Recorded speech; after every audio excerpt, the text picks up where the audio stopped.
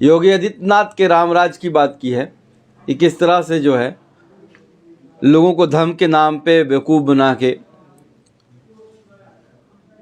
और जो असली कातिल हैं उनको बचाने की कोशिश की। मीडिया का रोल जो बड़े बड़े मुंबई और दिल्ली में स्टूडियो में बैठे हैं, उन्होंने मुझे किस तरह से 2 दिन हीरो, मसीहा, फरिश्ता बनाया, उसके बाद 70 बच्चों का कातिल भी बनाया। ये लेटर्स जो थे ये चीफ मिनिस्टर को भी लिखे गए थे, ये हेल्थ मिनिस्टर को भी लिए गए थे कि मेरा पैसे दे दो नहीं तो मैं ऑक्सीजन बंद कर दूंगा। पुष्पा सेल जो सप्लाई करता था लिक्विड ऑक्सीजन, उसके 68 लाख रुपए ड्यू थे। अब आप इस वक्त जो है चुनाव होने वाले हैं, आप आ जाइए यूपी में, तो योगी जी के पोस्टर्स गायब हो चुके हैं। योगी जी को रैलियों से हटा दिया जा रहा है और मोदी जी को फ्रंट में लाया जा रहा है, क्योंकि उनको समझ में आ गया है कि योगी जी का चेहरा लेके वो चुनाव नहीं जीत सकते।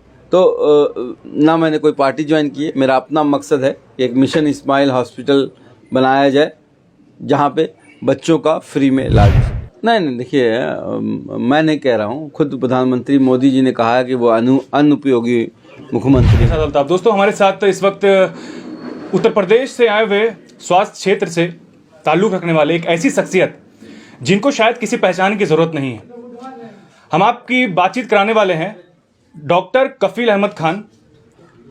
सर, सबसे पहले झारखंड की सरजमी पर आपका बहुत बहुत स्वागत है, खुशामदीद है, इस्तकबाल है। शुक्रिया, बहुत बहुत शुक्रिया। कफील साहब, सबसे पहले यही जानने की कोशिश करेंगे, आप गोरखपुर हॉस्पिटल ट्रेजेडी के नाम से एक बुक का जो है प्रमोशन भी कर रहे हैं और पब्लिश किया आपने। सबसे पहले इस बुक के बारे में जानना चाहेंगे, न्यूज़ मिर्ची के दर्शकों को एक बार इस बुक के बारे में ज़रूर बताएं। देखिए, मेरी ज़िंदगी की कहानी तो शायद जो है बिट एंड पीसेस में, टुकड़े टुकड़ों में लोगों को पता है, किताबों से, अखबारों से, वीडियो से, पर उन 80 फैमिलीज़ की जिन्होंने अपने बच्चों को खोना, अपने लोगों को खोया है, उसकी कहानी नहीं पता है। इसके अलावा इस किताब में ना सिर्फ मैंने उन 80 फैमिलीज़ के बारे में दिया है, मैंने जुडिशरी को भी बताया है किस तरह से जो है इंसाफ कितना महंगा हो गया है, कितना लंबा वक्त लगता है इंसाफ मिलने में।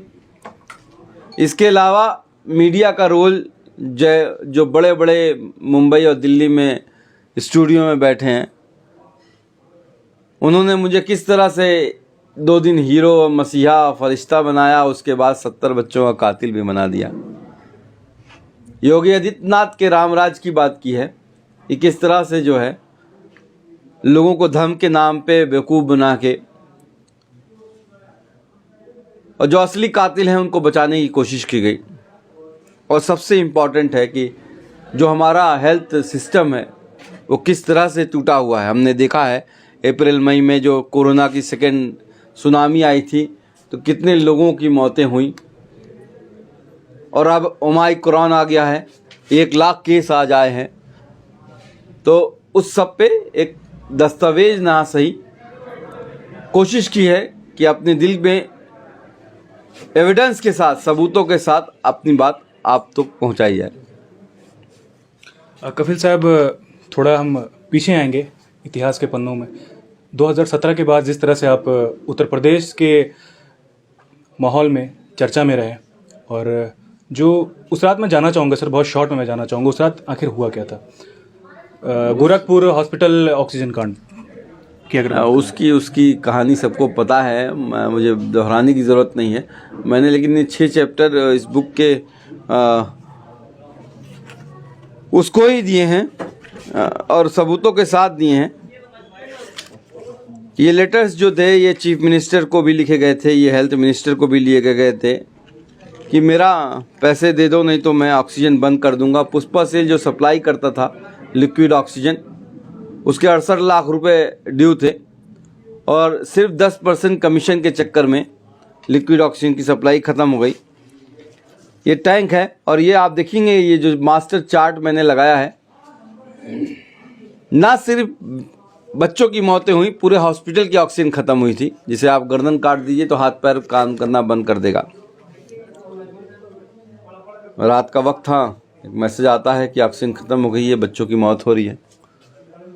तो मैं पहुंच गया। हम लोगों ने इन 54 घंटों में 500 ऑक्सीजन का इंतज़ाम किया, लेकिन फिर भी 400 बच्चों में से 63 बच्चों को बचा नहीं पाए। मैं कोई हीरो नहीं हूँ, मेरे साथ 16 junior doctor, nurses, ward boy, sisters सब थे। और सबसे इम्पॉर्टेंट है कि जिसके भी सीने में दिल होगा और वो दिल धड़कता होगा, वो किसी भी बच्चे को मरते हुए नहीं देख सकता। जिस तरह से कपिल जी, अगर मैं बात करूं, उत्तर प्रदेश में जिस तरह से आपको एक विलन के तौर पर परोसा गया, बतौर डॉक्टर कफील अहमद, बतौर समाज सेवी अगर मैं बात करूं, किस तरह से देखते हैं इस चीज़ को? देखिए, एक बलि के बकरी की खोज थी, क्योंकि सरकार के अपने ही हेल्थ मिनिस्टर और प्रिंसिपल सेक्रेटरी, डीजीएमई वगैरह शामिल थे इस करप्शन में।